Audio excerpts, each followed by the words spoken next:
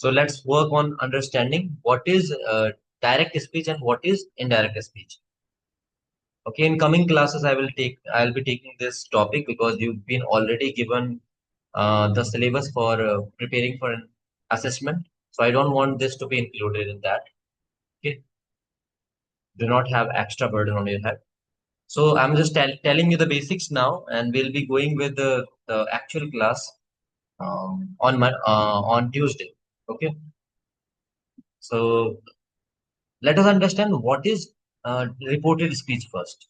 Okay, so when we are going to talk about reported speech, or when we are going to talk about direct speech or indirect speech, that means the same.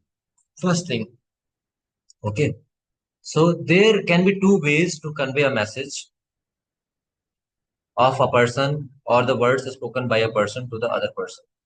So that can be categorized in two ways. That is called direct speech or indirect speech. Okay. So let us understand what is direct way of speaking, what is indirect way of speaking. Like sometimes we quote, he did not say it directly, but indirectly he meant the same. We say ना कि उसने ऐसा directly तो नहीं कहा लेकिन indirectly उसका intention यही था, राइट? ऐसा हम लोग अपनी भाषा में भी प्रयोग में लाते हैं, right? We use this type of words कि इनडायरेक्टली वो यही कहना चाहता था कि तुम यहाँ से चले जाओ, है ना? डायरेक्टली नहीं बोला उसको, इनडायरेक्टली बोलना चाहता था कि तुम यहाँ चले जाओ। तो अब आप इसको समझते होंगे डायरेक्ट मतलब प्रत्यक्ष रूप से बोल देना, सीधा सीधा बोल देना, साफ साफ बोल देना। इनडायरेक्ट मतलब घुमा फिरा करके बात करना। तो यहाँ पर स्पीच के साइंस में क्या है? डायरेक्ट हम जानते हैं प्रत्यक्ष, जो बात है खरी की खरी ऐसे ही बोल देना। जैसे किसी ने मुझसे बोला, उसी के शब्दों में मैंने वैसा का वैसा ही रख दिया, तो मैं बोलूंगा डायरेक्ट स्पीच। से मान लीजिए my friend me talk to me in Spanish. तो उसने कुछ बोला मुझसे, तो मैंने क्या किया, वही ऐसे कैसे रख दिया। मैंने कहा कि Ella was my friend and she said कोमो एस्तास, है ना? तो अब आपके लिए हो सकता है प्रॉब्लम आए कि भाई क्या बोला था, हमें समझ में नहीं आ रहा, तो हम उसको अपनी वे में प्रेजेंट कर सकते हैं, समझने के लिए बता रहे हैं आप। तो मैंने कहा कि एला ने मुझसे कहा कोमो एस्तास, अब समझ में नहीं आया मुझे। तो मैंने कहा भाई क्या क्या कहा, समझ में नहीं आया मुझे, तो एक तो थोड़ा सा उसको बताओ रिफाइन करके अपनी भाषा में, समझाओ मुझे, एक तो लैंग्वेज अलग है। तो मैंने कहा एला ने मुझसे ये कहा था कि मैं कैसा हूँ, तुम कैसे हो, ऐसा कहा था, है ना? तो ये तो आपने लैंग्वेज दूसरी थी, उसको एक लैंग्वेज में कन्वर्ट करके बोला है। ठीक है, तो इसको भी हम इनडायरेक्ट स्पीच बोल सकते हैं, समझिएगा चीज।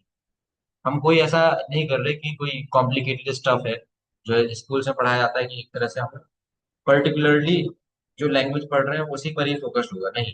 डायरेक्ट स्पीच ऐसा है, डायरेक्ट इनडायरेक्ट स्पीच ऐसा है कि डायरेक्ट मतलब जो बात वैसी की वैसी बोली गई थी, स्पीच जैसा था वैसा का वैसा आपने रिप्रेजेंट कर दी। अब चाहे लैंग्वेज दूसरा है तो दूसरी लैंग्वेज में ही आप बोलेंगे, वो डायरेक्ट स्पीच कहलाएगी।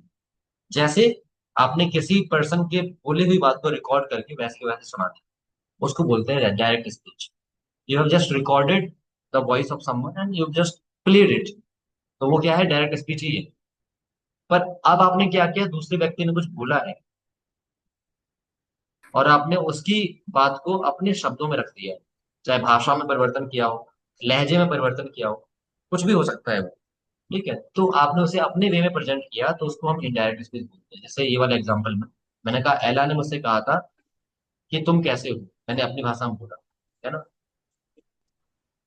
और मैं अगर इसको ऐसे बोलूं कि एला ने कहा कोमो एस्तास, तो वो थोड़ा सा समझ में नहीं आएगा। अब हम इसको और रिफाइंड वे में समझेंगे, जो हम इसे स्टडी कर रहे हैं। अब हम समझेंगे कि इंग्लिश लैंग्वेज में हम इसको किस तरह से यूज करेंगे।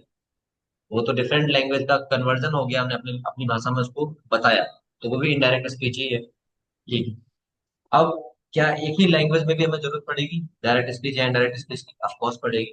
जैसे मैं हिंदी में ही बात करूं आपसे, मैं कहूं कि राहुल आया और उसने कहा भाई तुम वहां नहीं जा रहे हो, है ना? तुम वहां नहीं जा रहे हो, एक तरह से क्वेश्चन